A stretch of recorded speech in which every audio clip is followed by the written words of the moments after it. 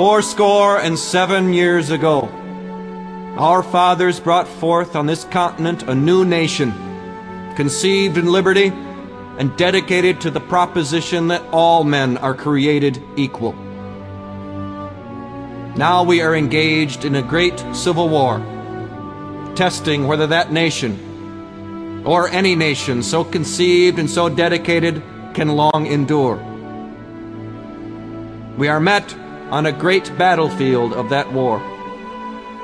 We have come to dedicate a portion of that field as a final resting place for those who here gave their lives that that nation might live.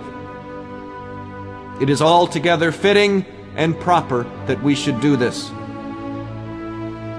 But in a larger sense, we cannot dedicate, we cannot consecrate, we cannot hallow this ground. The brave men, living and dead, who struggled here, have consecrated it far above our poor power to add or detract. The world will little note nor long remember what we say here, but it can never forget what they did here. It is for us, the living, rather, to be dedicated here to the unfinished work which they who fought here have thus far so nobly advanced.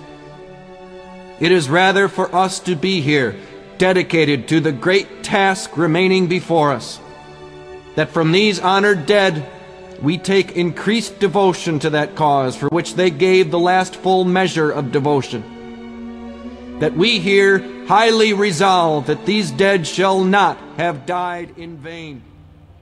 That this nation, under God, shall have a new birth of freedom.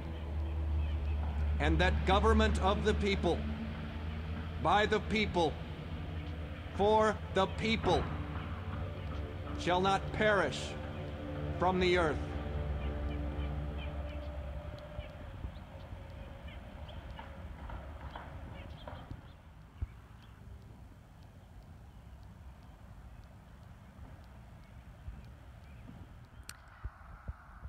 So we stopped at Gettysburg on the way up to Pennsylvania, and this is the first battlefield that I've got to walk through, so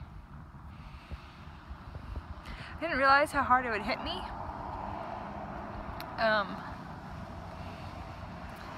But it's like, you read some of the stuff and it's, most of these soldiers were identified.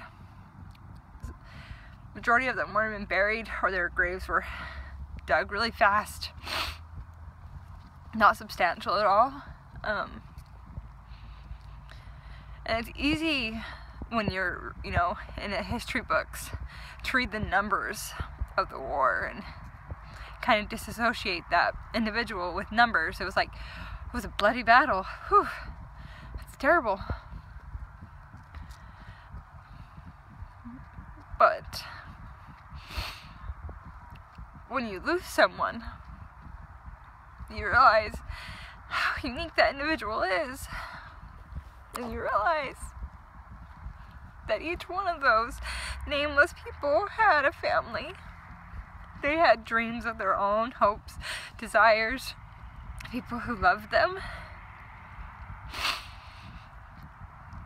Because they stood for something they believed in. And even those that just did it out of obedience, there's honor in, you know, being obedient. They died. And, you know, they stood and they died. So, what a legacy we have as Americans. What responsibility we have to live up to those that sacrifice their lives for us. My dad always says, you know, it doesn't matter how it ends, it matters how you stand. And in the end, he's right. But that still leaves us behind. You know, not forever. Death isn't forever. But for a moment, we are left behind.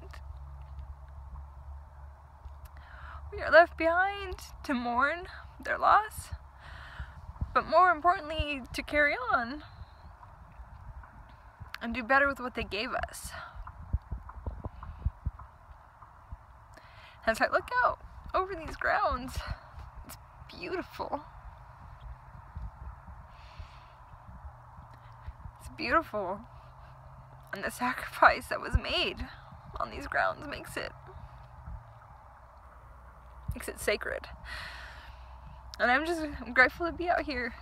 And I hope we as Americans can start respecting their sacrifice.